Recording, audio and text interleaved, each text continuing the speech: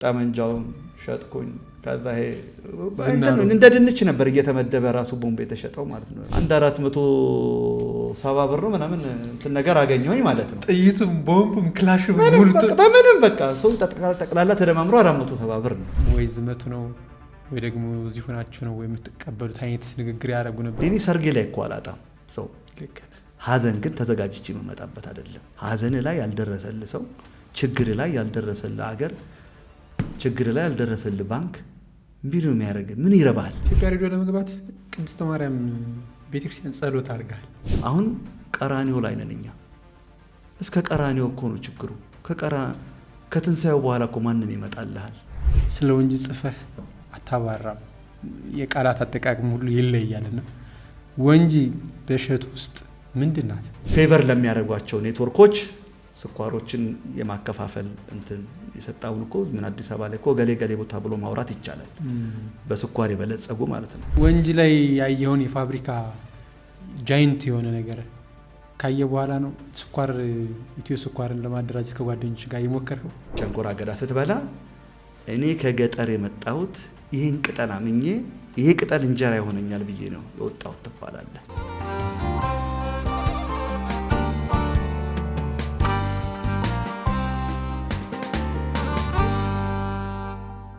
ጤና ይስጥልኝ የምንይሉ ፖድካስት ቤተሰቦች፣ ዛሬ አዲስ እንግዳ ይዤ ቀርብ ያለሁ። እንግዳይን ከማስተዋወቅ በፊት ዩቲዩባችን ሰብስክራይብ በማድረግ አብራችሁ እንድትቆዩ በአክብሮት ነው የምጋብዘው።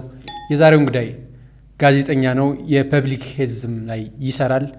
የተለያዩ ዓለም አቀፍ ስልጠናዎችንም ይሰጣል። በተለይ ጋዜጠኝነት ላይ ደግሞ የህይወት ጥሪው ነው። እሸቱ ገለቱ አብሮን የሚገኘው። እሸቱ እንኳን ደህና መጣ። እንኳን ደህና ቆየም ልልዬ።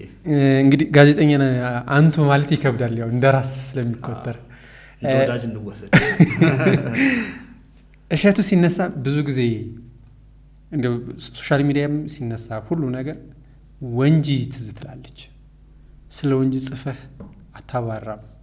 የቃላት አጠቃቀም ሁሉ ይለያልና ወንጂ በእሸቱ ውስጥ ምንድን ናት? ወንጂ በእኔ ህይወት ውስጥ የምጥን ኢትዮጵያ እኩያ ናት ነው ምላት። የሆነ ራሴ ውስጥ የሳልኳት እምወዳት ኢትዮጵያ አለች፣ ወይንም ኢትዮጵያ እንድትሆን የምፈልጋት አይነት ማለት ነው። እሷን ኢትዮጵያ የወንጂ ስዕል ውስጥ አያታለሁ። ወንጂ ከአመሰራረቱ በ1946 ስትቋቋም ማለት ነው። ፋብሪካው ነው ምክንያት ለዛች ከተማ መመስረት ማለት ነው። ከዛ በፊት ያ አካባቢ ብዙውን በአርብቶ አደሮች አካባቢ ለግጦሽ፣ ምክንያቱም የአዋሽ ተፋሰስ አቋርጦ መሄድባት ነውና እዛ አዋሽ ኦቨርፍሎ አድርጎ ወደ ውጭ ወጥቶ ከብቶች የሚሰማሩበት እንትን አካባቢ የነበረው የበፊቱ ማለት ነው። እና እንደውም በምንነት ነው የሚታወቀው? የአካባቢ ቆላማ ነው፣ ወባ በጣም ፕሮን ኤሪያ የሚባል የወባ ተጠቂ የሚባልበት አካባቢ ነበርና ብዙ ለኑሮ አመቺ ያልሆነ ነው። ከዛ ምን ይፈጠራል? ወደ ሁለተኛው ዓለም ጦርነት እንሄዳለን። የሁለተኛው ዓለም ጦርነት ይነሳል። በሁለተኛው ዓለም ጦርነት የጃፓን ወራሪ ጦር በወዲያኛው የጀርመንና ጣሊያን ጋር አባሪ ሆኖ በነበረበት ወቅት የጃፓን ወደ ኢሲያ ነው የተንቀሳቀሰው ያ ጦር ማለት ነው። በኢሲያ ውስጥ ደች ኢንዲስ የምትባል ቦታ ነበረች። በዛሬ አጠራሯ ኢንዶኔዥያ ነው የምትባለው። እንግዲህ የኢንዶኔዥያ ላይ ትልልቅ እንትኖች የነበሩት እንግዲህ ያው የሆላንድ ካምፓኒዎች የሆላንድ ኩባንያ ኤችቪኤ የሚባል አለ። እንግዲህ ሆላንዶች ነበር የነበሩባት። ያው ዞሮ ያው በሆነ መንገድ የቅኝ ግዛት ውስጥ የነበረች ማለት ነው። እና ያችን ደች ኢንዲስ በተወሰኑ ሳምንታት ውስጥ ነቅላችሁ ውጡ፣ አለበለዚያ እሳት ነው መለቀበት ነው ያሏቸው። እንግዲህ ያኔ በሁለተኛ ዓለም ጦርነት ዓለም ያበደበት ነው። በኢሲያ በኩል ደግሞ የጃፓን ጦር ነው እንትን የነበረው። ከዛ ከእንዲህ አይነት ነገር ከመፈጠሩ በፊት ሉና ፋብሪካውን ይፈታቱና እዛ ወደ 30 ዓመት በላይ 37 ዓመት ገደማ የሰራ ፋብሪካ ነው ያስኳር ፋብሪካ ማለት ነው። ደቾች ወይንም HVA ሲሰራበት የነበረበት ማለት ነው። ከዛ ተጭኖ ይመጣና በመርከብ ወደ ቀይ ባህር አካባቢ ጋር ፍሎት ያደርጋል፣ ይዟዟራል። ተጭኗል። ብዙ ጊዜ በስኳር ፋብሪካ ውስጥ በመናይበት ጊዜ ፋብሪካው ከተሰራበት ማሽነሪው ከተሰራ በኋላ በተወሰነ ደረጃ ታድሶ ሌላ ፋብሪካ ሲሰራ ይሄ ቀጥታ ማሽነሪው ለግልጋሎት መዋል የሚችልበት አይነት ሁኔታ አለ። ስለዚህ ወደዚህ አካባቢ መጡና ድሮ ወንጂ አካባቢ እኛ አሁን በመጠሪያ አካባቢ ያ ቦታ ሁለተኛ ካምፕ ይባላል። ወይንም አባቴ ይሰራበት የነበረ የወንጂ ሆስፒታል አቅራቢያ የአሮማቲክ ኬን የሚባል ወይንም የመዓዛ ሸንኮራ ይባላል። በሱ ምን ይሰራል? ሽቶ ይሰራል። እሱን አካባቢ በተወሰነ ትንሽዬ ማሳ ላይ የአሮማቲክ ኬን እያመረቱ ይሄን ሽቶ እየሰሩ ወደ አውሮፓ ሚልኩ ሰዎች ነበሩ። ለሱ ሲጠና ይሄ አካባቢ ከዓለማችን 3 ምርጥ ቦታዎች ወንጂ ፐሬክታር የሸንኮራን ምርት በመስጠት ረገድ ቶፕ 3 ወይንም ከፍተኛዎቹ 3ቶች ውስጥ የሚባል እንትን ነበረ። ከዛ ከእንትኖቹ ጋር በቴሌግራም አይነት ነገር ነው ወይንም ቴሌግራፍ ሐሳብ ሲቀያየሩ ወንጂ ላይ አምጥተው ቢሰሩት እንደሚፈልጉና ከዛ ለግርማይ ጃንሆይ መረጃ ይደርስና ግርማይ ጃንሆይም ቦታ አስጠንተው ነበር እኮ መሰላል እንደዛ ከሁለተኛ ዓለም ጦርነት በኋላ በሙሉ አሁን ጣና በለስ የተሰራበት ቦታ ወደዚህ ወደ አፋር አካባቢ ያለ ወደ ኦሞ ያለ አካባቢ ናው ምስራቅ ሸዋ አካባቢ ዙሪያ ለዚህ አየሩ የአፈር ሁኔታው የሙቀት መጠኑ በጣም የሰጠ ነው። ምክንያቱም ለሱክሮስ መፈጠር አመቺ ናቸው የሚባሉ ኮንዲሽንስ ከዛ ደግሞ የውሃ አቬይላቢሊቲ ኦዲጋ አዋሽ አለ እስከ አፋር ማለት ነው። ወደዛ ስትሄድ ደግሞ ኦሞ አለ። ወደ እነኛ ስትሄድ ደግሞ እንግዲህ ብዙዎቹን መጥቀስ ይቻላል ወደ ሰሜንም ወደ ጣና በለስ። ስለዚህ እነኚህ ትልልቆቹ ፕሮጀክቶች የነበሩበት አካባቢ ነው። ስለዚህ ወንጂ አመሰራረቷ ፋብሪካው ከተለያየ ቦታ እንግዲህ ኤርትራም የኢትዮጵያ አካል በነበረችበት ጊዜ ጥቂት የማይባሉ የኤርትራ ሰዎች ነበሩ ወደ እስከ ሶማሌ ድረስ በተለይ ይሄ አመራር ላይ የነበሩ ምክንያቱም እኔ ያደኩበት አካባቢ ጋራዥ የሆነ ትንሽዬ ቦታ ያለች ነገር አይደለችም። ትልቅ ሰፈር የሚያክል ነው ጋራዡ ራሱ ማለት ነው። ምክንያቱም ስኳር ፋብሪካ ስትመሰርት ወፍጮ አይደለም የሚታሰበው፣ ግዙፍ ነው ማለት። አዎ ከአጠራሩ ስያሜው ሹገር ኢስቴት ነው የሚለው ኖት ሹገር ፋክትሪ። ያ ማለት ጥሬ ዕቃውን ከተለያየ ቦታ አምጥተህ ለማምረት የሎጂስቲክ ኮስት አለ። ወደሱ ውስጥ እንዳትገባ የሚደረገው ነገር ምንድነው? ሰራተኛውን ወደ ማምረቻው አካባቢ ማምጣት አለብህ። መኖሪያ ቤት መስራት አለብህ። ሲኖር የሚያስፈልጉት ውሃና ኤሌክትሪክ ማቅረብ አለብህ። እነኚህ ነገሮች ሁሉ እንትን ማድረግ ከዛ ደግሞ ከሸንኮራው ተቆርጦ ከማሳ ማለት ነው ፋብሪካ የሚሄድበት ዲስታንስ ደግሞ በተወሰነ ደረጃ መጥበብ አለበት፣ ቅርብ መሆን መቻል አለበት። አለበለዚያ ኮስት ነው። እንግዲህ ያኔ ሆላንዶቹ ሲሰሩት እስከምን ድረስ ነው? ሸንኮራ አገዳው ተጭኖ ወደ ፋብሪካ ሲሄድ ብዙ ነዳጅ እንዳይጨርስ እስከምን ድረስ ነው የሚካሄደው? ፋብሪካው ከማሳ ወደ ፋብሪካ የሚሄድበት መኪናው ማለት ነው የመኪናው መንገድ ንፋስ እንዲያግዘው ሁሉ ተደርጎ ነው የሚሰራው። ኤጌንስት ንፋስ ከንፋሱ በተቃራኒ ከሄድክ ብዙ ወጪ ያስወጣል ማለት ነው። እስከዚህ ድረስ በፕሬሲሽን የመጨረሻዋ ጥግ ድረስ ዝርዝር ተሄዶ ተጠንቶ ነው የሚሰራው። ስለዚህ በዚህ ምክንያት ፋብሪካው፣ ሸንኮራ አገዳው፣ የመኖሪያ አካባቢው ስትኖር የሚያስፈልጉ ፋሲሊቲዎች በሙሉ መሰራት አለባቸው። ስለዚህ የምትሰራው ፋብሪካ ሳይሆን ሀገር ነው። ለዛ ነው ያቺ አይዲያል ወይንም ምናባዊ what we call it imaginative ምንለውን አገር መስራት አለብን ማለት ስኳር ፋብሪካ ለመስራት።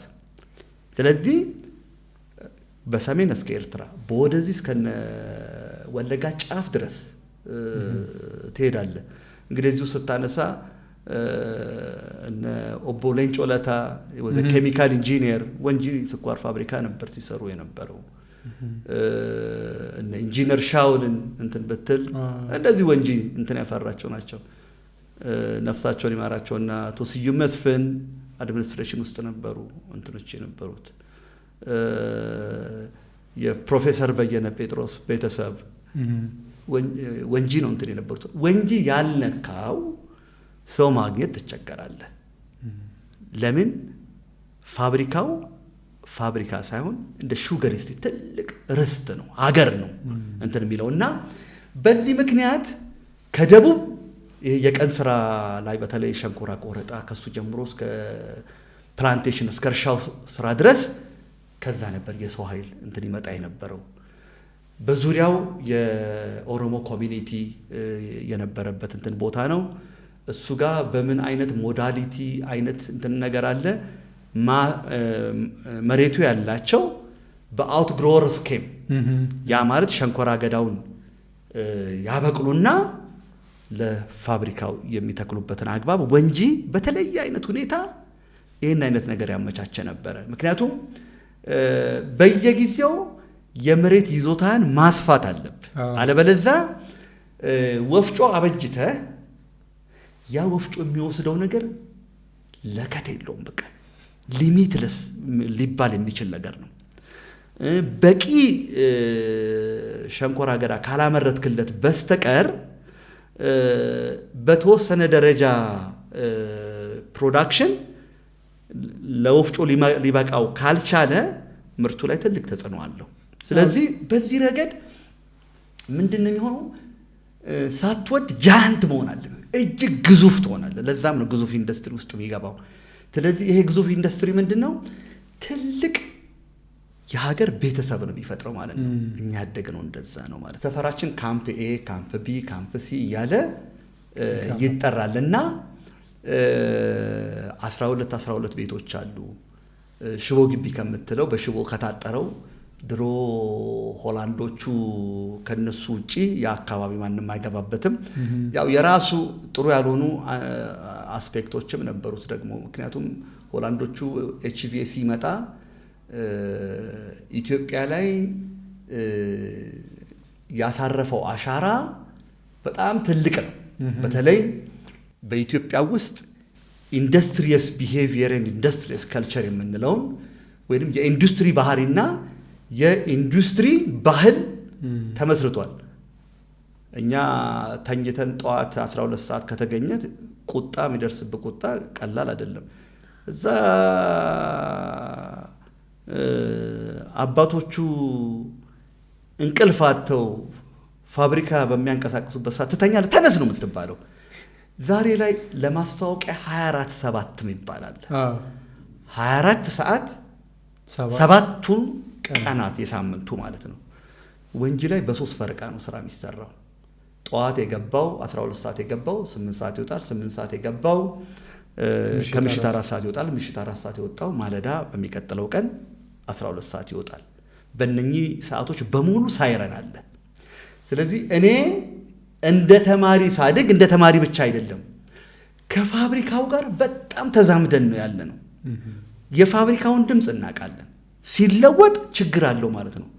ከትምህርት ቤት እንለቀቃለን የሆነ ችግር እንኳን ቢያጋጥም ማለት ነው። የሆነ ጊዜ የሆነ ቦታ ከወፍጮ አካባቢ እሳት ተፈጠረ ምናምን ነገር ተብሎ እንዳለ ከትምህርት ቤት የተለቀቀንበትን ጊዜ አስታውሳለሁ።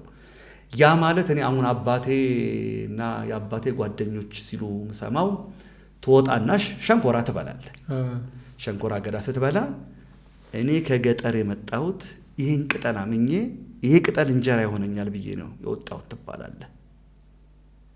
ይሄ ቅጠል ደርሶ ሸንኮራ ሆኖ ስኳር ካልተመረተ አንተን የሚያሳድገው ወላጅ መኖር አይችልም። እረፍ ነው የምትባለውና ውስጥ ድረስ እንዲሰማ ሆኖ ነው የሚነገረው። በጣም ከባድ ነው። አዎ እኔ አሁን የቁጣው አይነቶች ወደማን እንድታስብ ታደርጋለህ። አንተን ነው ይሄ የምትሰራው ስራ ልክ ያልሆነ ስራ የራስን ህይወት ነው ጥያቄ ውስጥ የሚከተው። ዳይሬክትሊ እንዲሰማ ትሆናለህ ማለት ነው። ስለዚህ እኛ ካምፑን ምናየው፣ ፋብሪካውን ምናየው፣ ሸንኮራውን ምናየው የነኚህ ውሁድ ዑደት ቢፋለስ ህይወታችን አደጋ ውስጥ እንደሚገባ እናስባለን ማለት ነው።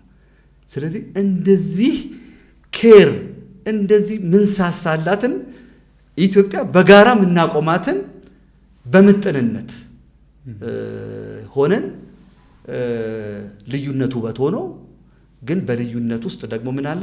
የጋራ ዓላማ አለ። ምን ቆምለት፣ ምን ሞትለት፣ ጸንተን የፈለገ ነገር ምንሆንለት ማለት ነው። እንዴ አንድ ማህበረሰብ ተገንብቶ ከሌ ከከሌ አትባልም። ያው የምትኖረው በአንድ ከሆነ አዎ አሁን እንዴ የሆነ የኢትዮ ኤርትራ ግጭት ጊዜ ይሄዱ ተብሎ ተወሰነ። የኤርትራ ዝርያ ያላቸው ተብሎ በተወሰነበት ጊዜ እኛ አብረን ስናድግ አይደለም ኤርትራ እኔ እንደውም ቋንቋውን ሲናገሩ እንኳን ሰምቼ ማላቃቸው ጓደኞቼ ከሚሄዱት ሊስት ውስጥ ሆነው አይተን የተላቀስንበት ጊዜ አለ። እስከ ምንድነው የሆነ ወደ የጋራ የሆነ ማንነት ተፈጥሯል ማለት ነው። የጋራ ማንነት ተፈጥሯል። ለዛም ነው ብዙ ጊዜ እንግዲህ ዶክተር ኤርሲዶ ይጠቅሰዋል።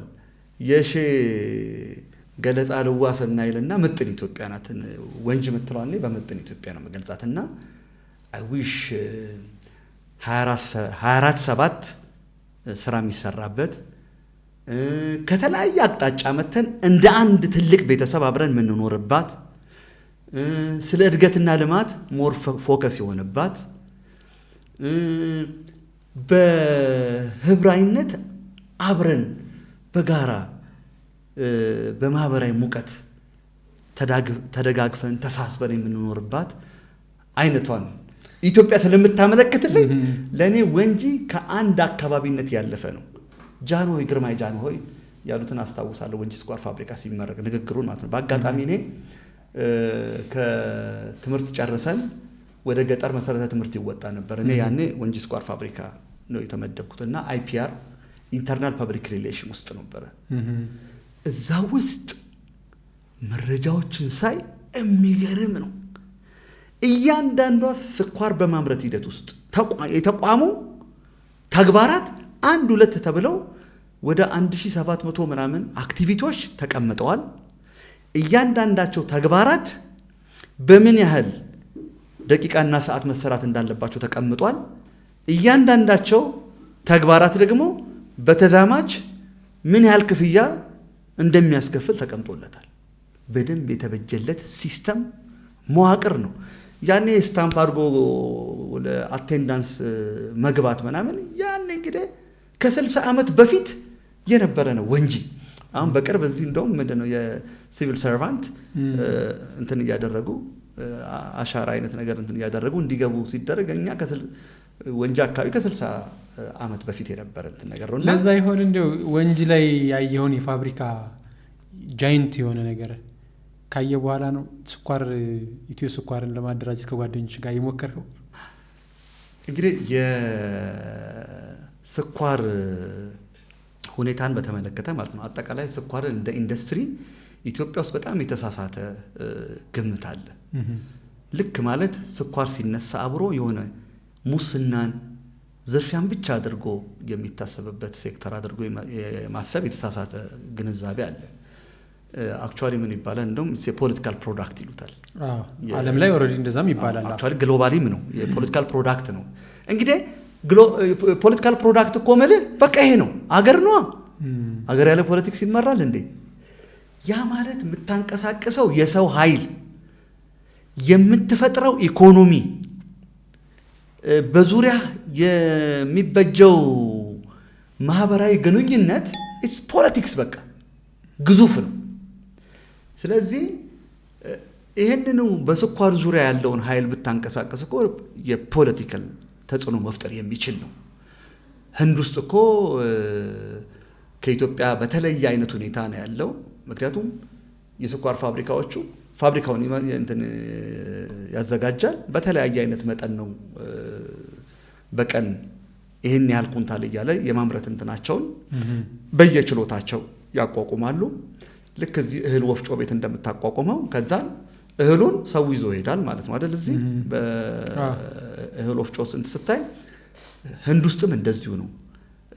ኩባንያዎቹ የስኳር ፋብሪካ ኩባንያዎቹ ወፍጮን ነው የሚያቆሙት። ከዛ ገበሬው ሸንኮራ አገዳውን እያመረተ በኪሎ ለፋብሪካው ያቀርባል።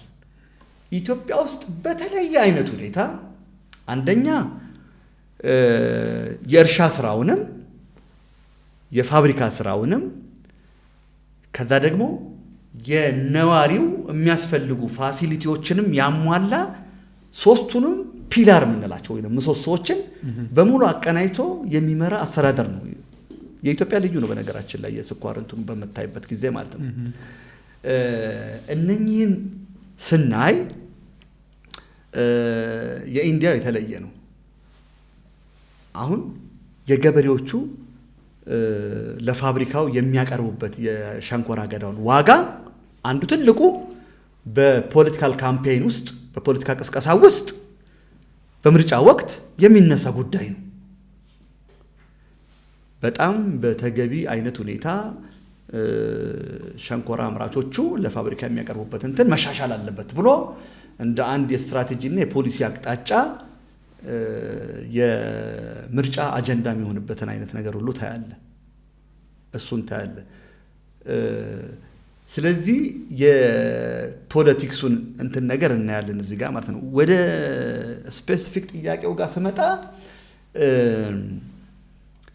እንትኑን እኛ ከሆነ ጊዜ በኋላ ወንጂ ስኳር ፋብሪካ እንትኑ እየተዳከመ መጣ። የማምረት ሂደቱ እየተዳከመ መጣ።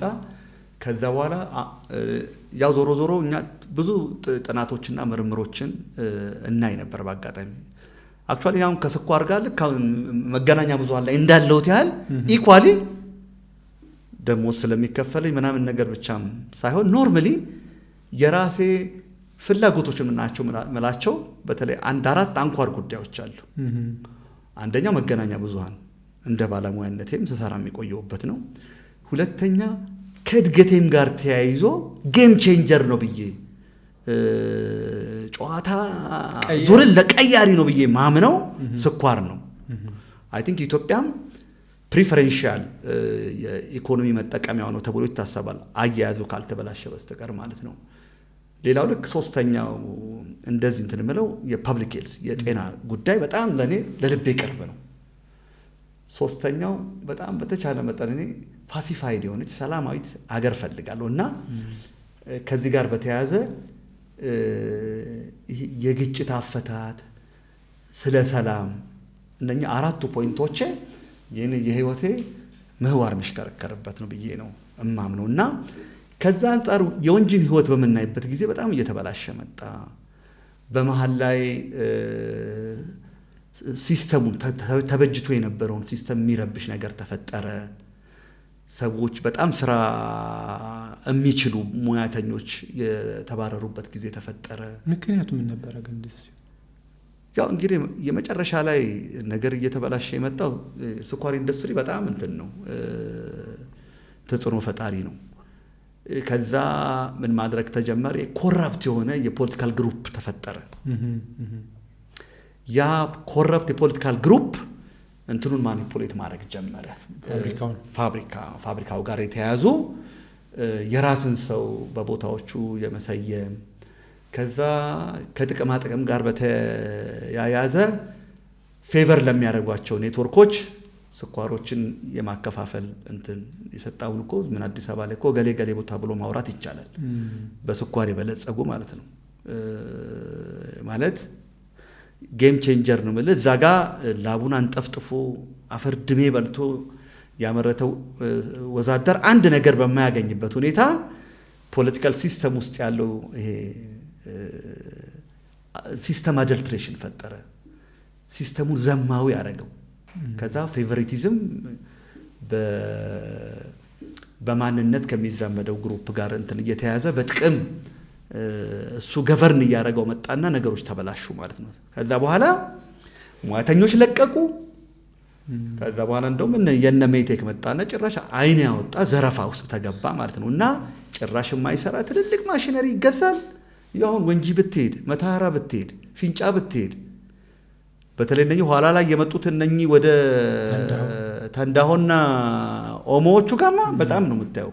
መጥቶ ቆሞ ኢን ቢሊየንስ የወጣባቸው ማሽነሪዎች፣ የእርሻ መሳሪያዎች ምናምን ታዝናለህ ማለት እቺ ሀገር እንዴት አይነት ሀብታም ብትሆን ነው ይህንን ሁሉ ዝርፊያ ችላ ቆማ መሄድ የቻለችው ትላለህ። እና የሆነ የምታሳዝን እናት ማለት ሞጃ መሆን የምትችል ግን በባዶ እግሯ የእግሯ ስንጥቅ ሽልንግ ቢቀብር አይነት ድሃ እናት ያደረጓት ኢትዮጵያን ነው ማስበው። እና በዛ ውስጥ በስኳር ውስጥ አገር የተዘረፈውን ዝርፊያ ስታስበው ትታመማለህ ማለት ነው። እሱ በምን ያህል ደረጃ ኢኮኖሚካሊ ተጠቃሚ መሆን እንደሚቻል ያየው ግሩፕ በተለይ የፖለቲካል ኔትወርኩ እሱን ተቆጣጠረው፣ እየተዳከመ መጣና እሱ ቁጭት ነበረን እኛ እዛ አካባቢ ያደግነው ልጆች ማለት ነው። ምክንያቱም የስኳር ኢንዱስትሪ ሸንኮራ አገዳው አንድ ነገር የሚወድቅ ነገር የለው። ሞላሰስ ይሆናል፣ ኢታኖል ይሆናል። ወደ 24 እስከ 32 ዋናና ተጓዳኝ አይነት ኢንዱስትሪዎችን መክፈት ይቻላል። በተቀላሉ ስኳር ለማምረት በምትሄድበት ሂደት ሞላሰሱ ትርፍ ነው።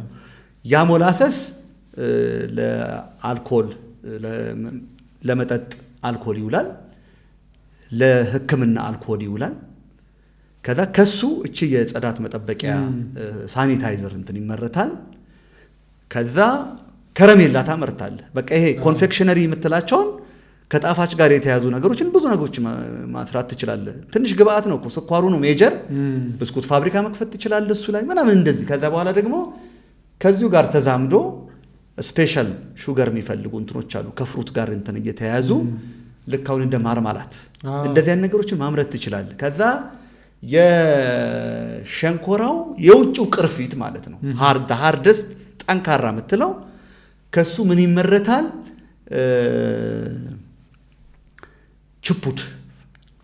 ችፑድ ልታመርትበት ትችላለህ። ምክንያቱም ያ ቅርፊት ፕሮሰስ ተደርጎ በቀላሉ ማያያዣዎች ናቸው ይበጁለት። ስለዚህ ችፑድ ኤንድ ፕላይውድ ማምረት ትችላለህ ከሱ እንትን ብለህ። ሌላው ወረቀት ታመርታለህ። ሌላው በጣም የማይዘነጋው ቅድም ስናወራ አልነበረም? እኔ ወንጂ ሳድግ የወንጂ ስኳር ፋብሪካ እስከ 12 ሜጋዋት ያመርት ነበረ። ኤሌክትሪክ ኃይል ያመርታል። ያ ምንድነው? እቺ የተጨምቃ የምትቀረዋ ገለባዋ ይሄን የሚያካክል ቤት የሚያካክል ቦይለርስ አሉ ማቃጠያ። እሱ ይቃጠላል፣ ስቲም ኤነርጂ ይፈጠራል። ያ ስቲም ወደ ኤሌክትሪካል ኤነርጂ ይቀየራል። ስለዚህ እኔ አዲስ አበባ ዩኒቨርሲቲ እስከመጣ ድረስ መብራት እንደሚጠፋ አላቅም ነበር። ወንጂ 24 አወር 7 ዴይዝ መብራት አለ። ውሃም እንደሚጠፋ አላቅም። እንደውም የሶስት አይነት ውሃ ነው ያለው። የጎቢጥ ውሃ ምንለው አለ፣ ይሄ ሃይድሮክሎሪን እንትን ካልተባለበት በስተቀር ጥርስ ላይ እና ወገብ ላይ አጥንት ላይ ተጽዕኖ የሚፈጥረው እንትን ማለት ነው። እሱ ለዕቃ ማጠቢያ ይውላል። ከዛ ቀጥታ ደግሞ ከአዋሽ ተጠልፎ የሚመጣ ደግሞ የጓሮ አትክልት በጣም ኮመን ነው እኛ አካባቢ። የጓሮ አትክልትና ፍራፍሬ በየግቢህ አለ፣ ኖርማል ነው በቃ። እሱ እንደውም አሪፍ ኤሲ ነው፣ የኤር ኮንዲሽኒንግ እንትን ይፈጥራል በየቤታችን ስላለ። ሌላ ሶስተኛ የመጠጥ ነው፣ እሱ ደግሞ ታክሞ ነው የሚመጣው እሱ ፓርት ማለት ነው። ስለዚህ እነኚህን ሁኔታዎች ስታይ ኤሌክትሪክ ታመርትበታል፣ ሁሉን ነገር ታደርግበታል እና ሸንኮራው ስኳር የሚሆነው 10% ነው፣ 10% ነው። ከዛ ቀሪው በእነኚህ ነገሮች ታመጣዋለህ ማለት ነው። ከውጭ ኢምፖርት የምታደርገው ነገር 5% እንኳን 5% እንኳን አይደርስም ማለት ነው። ስለዚህ ትርፋማነቱ በጣም አጠያቂ አይደለም ጭራሽ ማለት። ስለዚህ እኛ ይሄኛውን እናውቃለን፣ እዛው አድገናል። የተወሰኑት ደግሞ ከኛ መሀል ጓደኞቻችን ደግሞ ማኔጀሪያል ፖዚሽን ድረስ ዓለም አቀፍ ኮንሰልታንቶችም ሆነ የተለያየ ሀገር የሰሩ ናቸው።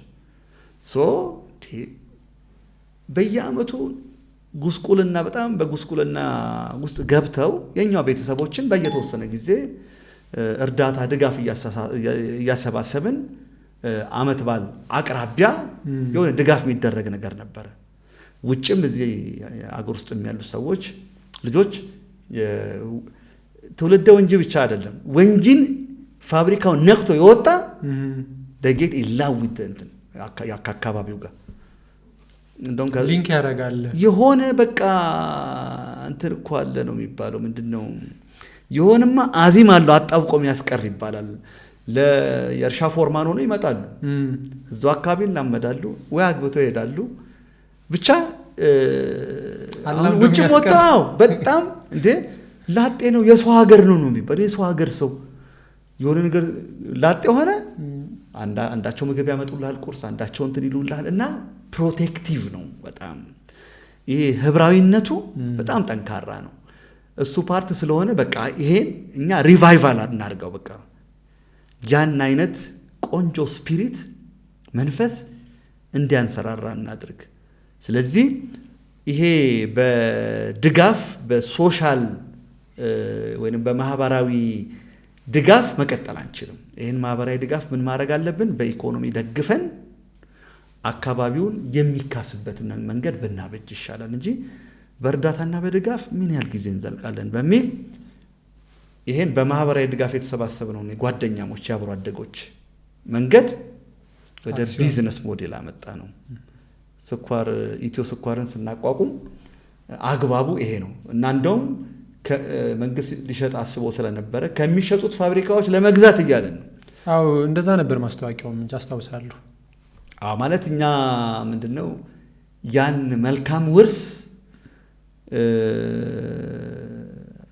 አሻሽለን እናምጣው የሚል ነገር ነበረ። በኋላ መንግስት ደግሞ ወገቤን አለ የሆነ ጫፍ ላይ ከደረሰ በኋላ ከዛ ከኤችቪ ኩባንያ ጋር ራሱ አላይን አድርገን አብረን ሆነን ከዛ ደግሞ በዙሪያ የሚኖሩ የሸንኮራ አብቃይ ራሱ የፋብሪካውን ሰራተኞች ኦንቦርድ አድርገን አካተን እንደውም ከ40 እስከ 60 ሺህ ገደማ ኮሚኒቲ ልክ የነ ናይጄሪያ እና አክሰስ ኩባንያ ወደ 3 ሚሊዮን ሼር ሆልደሮች በዛ ደረጃ ከፍ ያለ እንትን ነገር እናድርገው ብለን ነው። አሁን ከ5,000 እና በ6,000 ገደማ መጥቷል። እንግዲህ እንዴት ነው አሁን ሼር ሆልደሩ መጠን ወደ 8 ዓመት 9 ዓመት ሆኗል ከተጀመረ። በ11 ነው እኛ እንትን ያደረግነው በ2011 ነው። ከ2011 ወደ 7 ዓመት ነው። አሁን ኦልሬዲ የፋብሪካ ቦታ ኩባንያ ተገዝቷል። እንግዲህ የዛሬ 3 ዓመት ገደማ ማለት ነው። በቦታው ላይ የቱርክ ኩባንያ ነው የነበረው። ቦታው ወደ 10,000 ሄክታር ገደማ ነው። እዛ ላይ የሙዝ እርሻ አለን። በተመሳሳይ የሌሎች ፍራፍሬ እንትኖችን እየተመረቱ ነው። ሙዝ እንደውም ኤክስፖርት ማድረግ ተጀምሯል ወደ ሶማሊላንድ እንትን አካባቢ እንደሱ ሲደረግ ቆይቷል። አሁን ከረንትሊ የፋብሪካው ሼድ ተሰርቶ አልቋል። እሱ ኦሬዲ ማሽነሪዎች ናቸው። የተወሰነ አንድ ቀዳሚ ግሩፕ ገብቷል። አንድ ባች የማሽነሪው ፓርት ገብቷል። ሁለተኛ ኦሬዲ ተጭኖ እየመጣ ነው። ከዚህም በኋላ ገና 2 ራውንድ ይቀራል ተጭኖ የሚመጣ። ቢዝነሱ ከፍ ያለ ነው። ደግሞ የረጅም ጊዜ አገሪቱ ውስጥ ስታይ ደግሞ የሚወራውና መሬት ላይ ያለው ነገር ሌላ ነው። በቃ ማለት አንተ ያለቀለት በእግር የቆምክ ስትሆን ብቻ ነው ድጋፍ ያለውና አንደኛው የፋይናንሻል ሪሶርስ ውስንነት አለ። ሁለተኛው ፋይናንሱን ደግሞ ይዘህ ስትመጣ የውጭ ከረንሲ ችግር አለና ባንኮቹ እኔ እንደውም አንዳንዴ በጣም ለተወሰኑ ለጥቂት ሰዎች ነው የተቋቋሙት ነው የሚባለው። እኛም ሴቭ የምናደርገው ለነሱ ነው። እኔ እሱም በተጨባጭ አይቻለሁ። እዚህ ተቋም ከአመራር ከሆንኩ በኋላ ያየሁት ነገር በጣም ነው የሚያሳዝነው። ማለት ሀሳብ ወደ ሀብት መቀየር የማይችልበት ሀገር ለቆመ እሱን የበለጠ ለማጠናከር የሚሯሯጥ የሚጣጣርን ማንሳት የማይፈልግ አይነት መንፈስ ነው እዚህ ሀገር ያለውና በጣም ታዝናለና መጀመሪያ እንደውም ጭራሽ እንደውም እንዴት ነው የሀገር ውስጥ ስኳር ኢንዱስትሪን እንደ ኩባንያ ይዞ መቀጠል የሚችለው የሚል ማሾፋት በለው ማቃለላት በለው እንደሱ አይነት ነገሮች ሁሉ ነበር የነበሩት። ሆነን ስንመጣ ደግሞ በበቂ ድጋፍ የምታይበት ነገር የለም። በቃ የሚያደናቅፍህ መዓት። እኔ እንደውም በቃ እግዚአብሔር እንደው ብርታቱን ሰጥቶን ነው እንጂ ያለ ነው አገር ጥፋ ነው የሚያሰኝና የኛ የቢዝነስ ሴክተር የኢኮኖሚ እንትኑ በጣም የተበላሸ ነው እና እንደውም አሁን አንዳንዴ ምን ይላል የኢትዮጵያ እንደዚህ የኢትዮጵያ ልማት እንደዚህ የኢትዮጵያ እንደዚህ ምናምን ባንክ ምናምን ሲባል ቱርክና ህንድና ቻይና ሲመጣ ለመተባበር ያለ ሩጫ ታያለና ይሄ ሀገር ምናልባት የቱርክ ባንክ የህንድ ልማት ባንክ ምናምን ነገር ይባል እንዴት ትላለህ? ምክንያቱም ለውጭ ዜጋ ላይ ያለን ተራ አምልኮ አለና ለምን እንደሆነ አላቅም። እሱ ፓርትና አዝናለሁ እኔ። ይሄን የሚሉት ማን መሰሉ? እኛን አድቫይዝ የሚያደርጉ የውጭ አማካሪዎች ናቸው። የኢትዮጵያ እየተባለ እኮ ሰፖርት ለውጭ ነው የሚፈልጉት የእናንተ እንትኖች ይሉሃል። በዚህ ደረጃ ነው ያለውና የኢንቨስትመንት ኢትዮጵያ ውስጥ ለሀገሬው ሰው ከባድ ነው እና በዚህ እኔ ከልቤ ነው ማዝነው። አይ መልካም ይሆናል። ያው አንዴ ከተጀመረ በኋላ አንዳንድ ነገሮች ውጤት መምጣት ሲጀምሩ ያው ቀጥሎ የሆነ የሚደግፍ የሚመጣ ከቆምክ በኋላ ምን ችግር አለው ማለት አንተ ኢን ጉድ ሼፕ ኮንክ በኋላ ዲኒ ሰርጌ ላይ እኮ አላጣም ሰው። ሀዘን ግን ተዘጋጅቼ መመጣበት አይደለም። ሀዘን ላይ ያልደረሰልህ ሰው፣ ችግር ላይ ያልደረሰልህ ሀገር፣ ችግር ላይ ያልደረሰልህ ባንክ ምን ነው የሚያደርግ? ምን ይረባሃል? ለምን ምን ይረባሃል? ሲኖርህማ የሚያጫፍር ሞልቷል እኮ ምን እና ይሄ ፓርት ከልቤ ነው የምር ማዝ ነው ማለት ነው። እና አሁን ቀራኒዮ ላይ ነን እኛ። እስከ ቀራኒዮ እኮ ነው ችግሩ። ከትንሳኤው በኋላ እኮ ማንም ይመጣልሃል።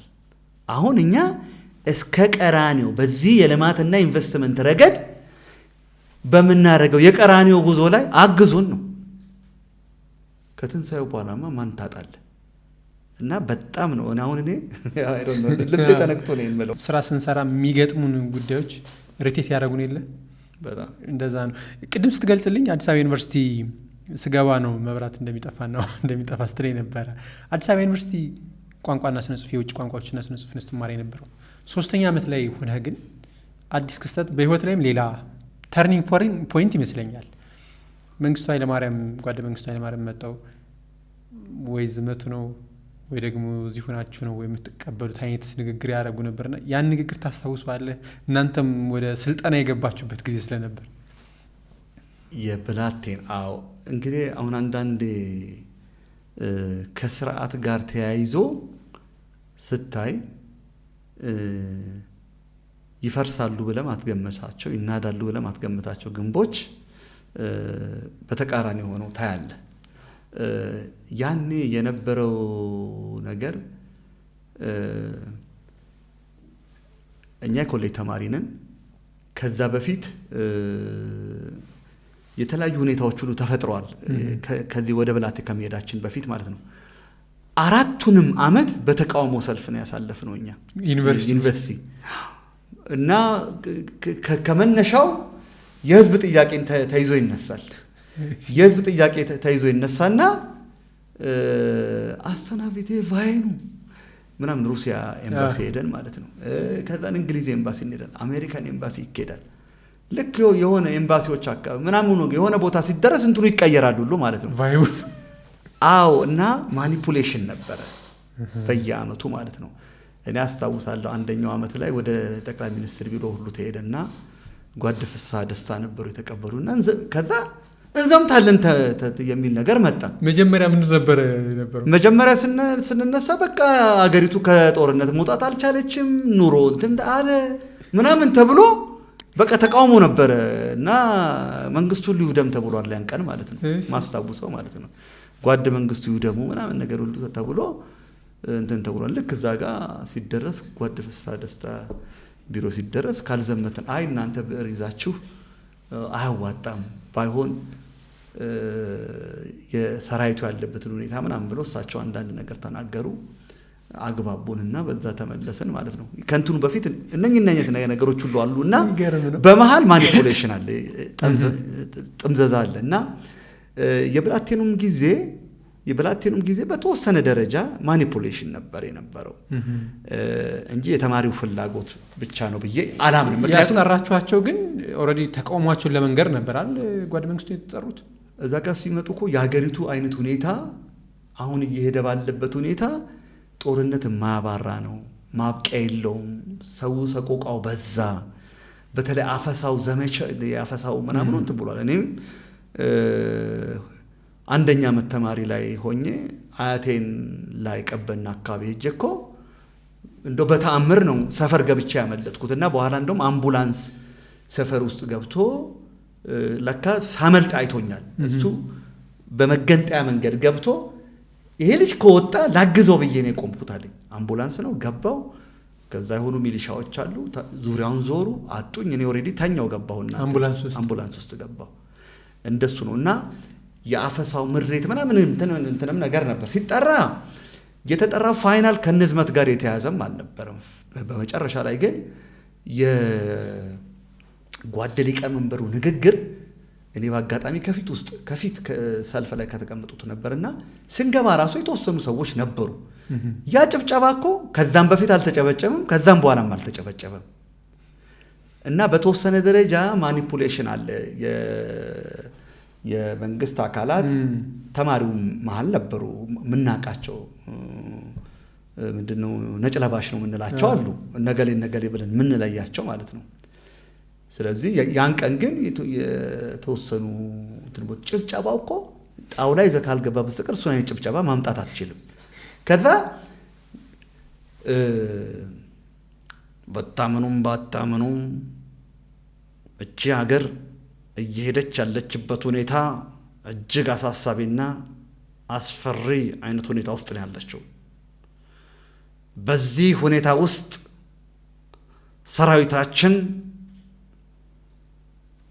ምግብ የሚቀርበለት በባሊ ገደል ውስጥ ነው ወጥ እንትን የሚለለት እህል የሚደርሰው እና እናንተ የፈለጋችሁት እንደ ወያኔው ልጆች እስከ ደም ጠብታ መዋጋት ነው ወይንስ የድጋፍ እንትን አድርጎ ለማለፍ ነው? ብትወዱም ባትወዱም ሀቁ ይሄ ነው። እዚህ ጋር ደርሶ መማሪያ ምራችኋል እንዴ አይነት ነገር ነበር የተባለው። ያንን ኦሬዲ ሰሜን ሸዋ እንትን ብሏል። ሰሜን ሸዋ እና እዚህ ጅሩ እያሉ ነው የሚያወሩት። እዚህ ጅሩ ደርሷል። የጠላት ኃይል የገንጣዩ ኃይል እዚህ ጋር ደርሷል። አንገታችሁን ተይዛችሁ መማሪያ ሻችኋል ወይ? አንገታችን ታንቋል። አንገታችን ተይዟል። እንግዲህ ያላደረግነው ነገር የለም። በሰራዊቱ መካከል ብዙ ነገሮች ይደረጋሉ። እርምጃም ወስደናል። ጭራቸውን በእንደዚህ ወቅተናል። ማረጋቸውን እንደዚህ ገፍ እንደዚህ ሁሉ ከዛ ሁሉ በኋላ ነበር ይሄ ነገር የሆነውና አሁን እናንተ አገር ወዳድ እንትኖች እስከሆናችሁ ድረስ እንደ ከዚህ ቀደሙ በፖለቲካ ተሸብባችሁ ቆይታችሁ ማን የሰራዊቱ ብቻ ያደረጋት እቺን ሀገር? ማን ነው ሰራዊቱ? በሰራዊቱ ላብና ደም ብቻ ቁጭ ተብሎ መማር ይቻላል እንዴ? አንገታችሁን ተይዛችኋል፣ አንገታችንን ተይዘናል ነው ወይንስ እንደ ወያኔው ልጆች ታጥቀን እንዘምታለን ነው ሲባል እንዴት በጥድፊያ ጭብጨባው ምኑ ጮህቱ ምናምን ተደበላለቀ ማለት ነውና ከዛ ልክ አዳራሽ ሲወጣ የነበረው ድባብ ምን ነበር? ልክ በደመነፍስ የተወሰነው ወደ ሽሮ ሜዳ አቅጣጫ ጥግ ጥግ እየተያዘ ከዛ የተወሰነው ቀሪው ደግሞ ወደ 4 ኪሎ አቅጣጫ ጓደኛሞች ሆነ አታወራም ሰም በለ መሄድ። ከዛ የሆነ ጊዜ ላይ የጤና ምርመራ እያለ ብቻ በዛ መሃል ንቅናቄ ሁሉ ነበር በሰራ እንትን እኛ ተማሪዎች ነን በሚገባን ቦታ እናገለግላለን። ከዛ ንግግር በኋላ አዎ ዘመቻ አይመለከተንም የሚል የሎ ስኩል የህግ ትምህርት ቤት የነበሩ ልጆች ከዛ ደግሞ የማኔጅመንት አካባቢ 6 ኪሎ ነው ያው ዞሮ ዋናው ንቅናቄ የነበረው። ልክ ምን ተደረገ? እኛ የዘመቻ ጉዳይ አይመለከተንም፣ በሚመለከተን ጉዳይ አስተዋጽኦ ለማድረግ እና ገንቢ ሚና ለመጫወት የምንፈልግ ተማሪዎች እየተባለ ሁሉ መጠራት ጀመረና ልደት አዳራሽ በኋላ እሱን ፓርት ማበረታታት አልተፈለገምና እንዲበተን ይደረግ ነበረ እሱ ነገር ማለት ነው። ብቻ እንዲያለ ከዛ እንትኑ መጣ ማለት ነው። የደም ምርመራው ተደረገ። አንዳንዶች በብልሃት የማይቀሙ ሁሉ ጫት ቀመው ቡና ጠጥተው ሜጀር ሲደረግ የደም እንትኑ የትናይት ነው። እኔ እንግዲህ አብሮ አደጎቼም የክፍል እንትኖቼም እንደዚህ ሆነ ይቀሩ አሉ። ከዛ በጤና ምክንያት ተብሎ ጭራሽ እንደውም ርብርብ ሕክምና ክትትል ያድርጉ ምናምን የተባሉ ሁሉ አሉ። አረቄውንም እዛ መነን አካባቢ ጠላና አረቄ ቤቶች አሉ። እሱን ውስድ አድርገው ቀድሞ የገባቸው ማለት ነው። እሱን አድርገው የቀሩ አሉ። እና ያን የቀረውን ግሩፕ እዛ ብላቴ የሄድ ነው ፈሪው ጦር ነው የምንለው ይሄኛው እዚህ ያለውን ማለት ነው። ነቆራም አለ። ነቆራ ቀላል በስመ አብ። እና ያ የብላቴው ግን እኔ እንደ አድቫንቴጅ ነው ያየሁት። ማለት እኔ በህይወት ስኖር ያጋጥሙኛል ብዬ ማላሰባቸው ለምሳሌ እንደ ውሃ ጥም፣ መራብ፣ መቸገር፣ ውጣ ውረድ እነኚህ ነገሮች የህይወት ምህዋሬን ሼፕ አድርጎታል ብዬ አስባለሁ። ኮምፓሴን አስተካክሎልኛል። ወታደራዊ ስልጠናው አዎ ማለት እዛው እንትን ብቻ ያበቃ አይደለም። አንደኛ እኔ በስነ ስርዓት ነበር የተማርኩት እዛ። እንግዲህ 3 ወር ሆኖ መጨረሻ ላይ እኮ የጦር ሜዳ አካፋ ሁሉ ኦሬዲ መሳሪያዎች ሁሉ ወስደናል እንደ ተመራቂ ተብለን ማለት ነው። ሊመርቋችሁ ይመጣልም ተብሎ የጓድ ሊቀመንበሩ ሬድ ካርፔት ቀይ ምንጣፍ ተነጥፎ ህብረት ሰላምታ ተዘጋጅቶ የብላቴ አየር ወለድ በጣም የምንወዳቸው እንትኖች ወታደሮች በህብረት ሰላምታ ሊቀበሏቸው እንትን ተብሎ አውሮፕላኗ ዝቅ ብላ ተጠንቀቅ ሁሉ ተብሎ እኛ ተዘጋጅተን ፎለን ሜዳ ላይ ተሰልፈን እንደዛ ባለበት ሁኔታ 4 ሰዓት ከምናምን ገደማ ላይ ነው ከረፋዱ ማለት ነው ያን ቀን ማስታወሰው። ከዛ ልክ እያዘቀዘቀች ባለችበት ሁኔታ እንዴት ተወናጭፋ ያቺ አውሮፕላን እንደሄደች እኔ አሁን ድረስ በምናቤ አስባታለሁ ማለት ነው። ከዛ ምንድነው የሆነው? ከዛ አውሮፕላኗ አልተመለሰችም ማለት ነው። እንግዲህ ልታርፍ አይነት የሚመስል ነገር ሁሉ ነበረው። ከዛን ከመሃላችን ያው ሬዲዮ በየኬስፓናችን አለ። በየኬስፓናችን ማለት ማረፊያ ቤቶቻችን አሉ። ልክ የሩሲያ ጉርድ በርሜል ነው የሚያካክለው። ወደዛ ወደ መኖሪያችን ሄደው ከመሃላችን ሬዲዮ ሲያዳምጡ ጓድ ሊቀመንበር መንግስቱ ኃይለማርያም እንደውም ፈረጠጡ ነበር መጀመሪያ የተባለው። ጋሽ ዳሪዮስ ሞዲ ነበር እንግዲህ የመጀመሪያ አለቃ እሱ ነበር ያነበበው። ከዛ በኋላ የ6 ሰዓት ተኩልም ነበር ያኔ የነበረው። ከዛ 7 ሰዓት እንደ ማጠቃለያም ተደርጎ ይነበባል። ከዛ የ6 ሰዓት ተኩሉ ላይ ሲመጣ እንትኖቹ ለሀገር ደህንነት ሲባል ከሀገር ወጥተዋል የሚል ነገር መጣ። ማታ እንደውም በጣም ተሻሽሎ እንደዛ አይነት ተገልጿል በዜና ላይ ማለት ነው። ያን ቀን ማስታውሰው በሰራዊቱ አባላት ዘንድ ሰውየው እንዴት ይወደዱ እንደነበር ማየት ችያለሁ። ቢያንስ አየር ወለዶቹ በቃ አለቀሱ። የተለየ ስሜት ይፈጥራል እኮ በቃ ማለት እኔ ራሴ ለመጀመሪያ ጊዜ ሜዳ ላይ እንደተተውኩ አይነት ነገር ነው ያሰብኩት።